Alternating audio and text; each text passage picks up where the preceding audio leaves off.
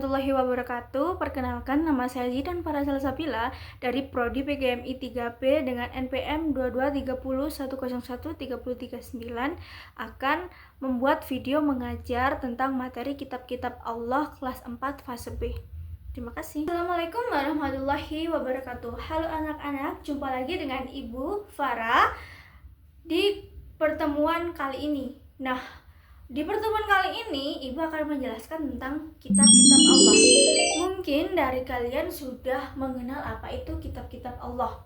Di dalam Al-Quran disebutkan bahwa ada 4 kitab Allah yang diturunkan kepada para nabinya. Yang pertama yaitu kitab Taurat yang diturunkan kepada Nabi Musa. Yang kedua ada kitab Zabur yang diturunkan kepada Nabi Daud. Yang ketiga ada kitab Injil yang diturunkan kepada Nabi Isa. Dan yang terakhir adalah Al-Quran yang diturunkan kepada Nabi Muhammad SAW. Yang pertama akan kita bahas yaitu kitab Taurat yang diturunkan kepada Nabi Musa. Allah mewahyukan kitab Taurat ini kepada Nabi Musa adalah untuk menjadi petunjuk dan bimbingan baginya dan juga bagi Bani Israel yang merupakan salah satu dari 3 komponen. 3 komponen yang pertama yaitu Torah, Nabin, dan Ketubin yang terdapat dalam kitab suci agama Yahudi yang disebut Biblia atau Alkitab. Yang kedua yaitu kitab Zabur yang diturunkan kepada Nabi Daud. Makna asli dari Zabur adalah kitab yang tertulis. Sebagian ulama menyebutkan Mazmir, yaitu salah satu kitab suci yang diturunkan sebelum Al-Quran. Dalam bahasa Ibrani, istilah Zabur berasal dari pengembangan dari kata zamar yang artinya nyanyian-nyanyian atau pujian.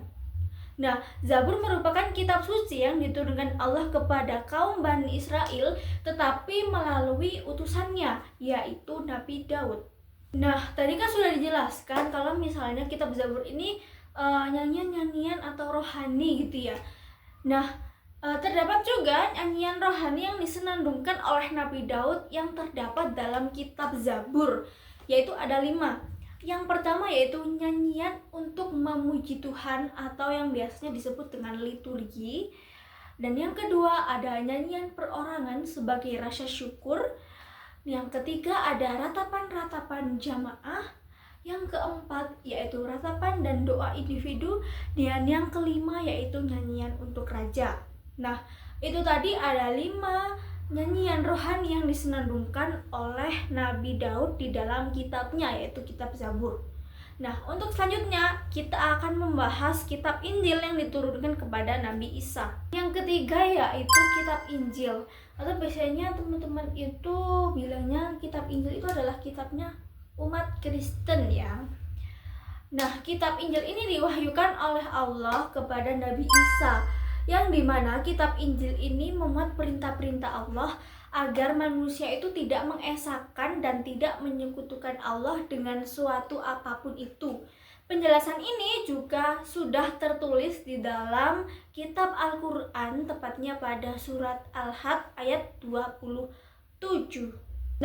Tidak hanya itu saja, tetapi di dalam kitab Injil itu terdapat penjelasan lain bahwa di akhir zaman nanti akan lahir nabi terakhir dan juga penutup dari para nabi dan rasul yang bernama Ahmad atau Muhammad.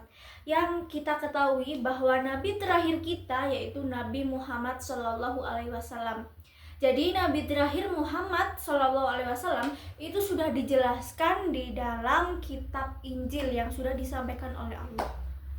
Mungkin begitu, dan selanjutnya yaitu kita akan membahas kitab terakhir yaitu kitab Al-Quran, yang dimana kitab Al-Quran ini kitab umat kita sendiri yaitu umat Islam. Yang terakhir ini adalah kitab Al-Quran, yaitu kitab kita sendiri, yaitu kitabnya umat muslim yang diturunkan kepada Nabi Muhammad SAW, yang dimana Nabi Muhammad ini nabi terakhir kita ya. Kitab Al-Quran ini diturunkan dari Allah kepada Nabi Muhammad melalui malaikat Jibril. Diturunkannya itu secara berangsur-angsur selama kurang lebih 23 tahun atau tepatnya 22 tahun 2 bulan dan 22 hari. Nah, Al-Quran ini terdiri dari 30 juz, terus juga ada 114 surat, ada 6.236 ayat, terus juga ada 74.437 kalimat, dan juga 325.345 huruf ya. Jadi banyak sekali isi-isi atau pesan-pesan yang disampaikan Allah dan ditulis dalam Al-Quran gitu ya. Jadi banyak sekali. Nah, wahyu pertama yang diturunkan yaitu surat Al-Alaq ayat 1-5 yang diturunkan pada malam 17 Ramadan tahun 610 Masehi, tepatnya di Gua Hiro ketika Nabi Muhammad sedang berkhalwat. Selanjutnya yaitu isi kandungan Al-Quran. Al-Quran itu memiliki beberapa kandungan. Yang pertama yaitu akidah atau keimanan. Yang kedua ada ibadah, baik ibadah mahda maupun gairu mahda. Yang ketiga yaitu akhlak seorang hamba kholik kepada sesama manusia dan alam sekitarnya. Yang keempat yaitu muamalah, yaitu hubungan manusia dengan sesama manusia. Yang kelima ada tarikh, yaitu cerita Nabi dan Rasul, orang-orang soleh, dan orang-orang yang ingkar.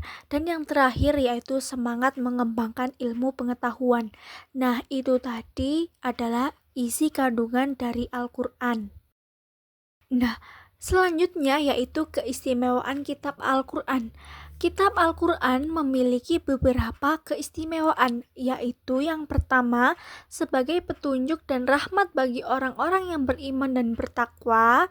Yang kedua, sebagai informasi kepada setiap umat bahwa Nabi dan Rasul terdahulu mempunyai syariat atau aturan dan caranya masing-masing dalam menyembah Allah Subhanahu wa Ta'ala. Yang ketiga yaitu Al-Quran sebagai kitab suci terakhir dan terjamin keasliannya. Yang keempat yaitu Al-Quran tidak dapat tertandingi oleh ide-ide manusia yang ingin menyimpangkannya. Dan yang terakhir, membaca dan mempelajari isi Al-Quran merupakan ibadah. Nah, itu tadi merupakan beberapa keistimewaan dari kitab suci Al-Quran. Nah, jadi, dengan diturunkannya 4 kitab Allah tersebut, maka seharusnya kita itu mengimani kitab-kitab Allah. Artinya, itu dengan meyakini sepenuh hati bahwa Allah telah menurunkan kitabnya kepada nabi-nabi dan rasul yang berisi wahyu untuk disampaikan kepada seluruh umat manusia. Nah, yang kita bahas tadi bahwa di setiap kitab-kitab yang diturunkan oleh Allah itu terdapat pesan-pesan yang ditujukan kepada umat manusia dan kita harus menjalani perintah-perintah dari Allah tersebut. Dan juga dapat memberikan rasa toleransi kepada pemeluk yang berbeda kepercayaan mengenai pedoman hidup masing-masing. Nah, itu tadi materi kitab-kitab Allah yang disampaikan oleh Ibu. Mungkin dari kalian ada pertanyaan atau bagaimana, bisa langsung ditanyakan kepada Ibu. Baik, kurang lebihnya Ibu mohon maaf. Cukup sekian untuk materi hari ini. Wassalamualaikum warahmatullahi wabarakatuh.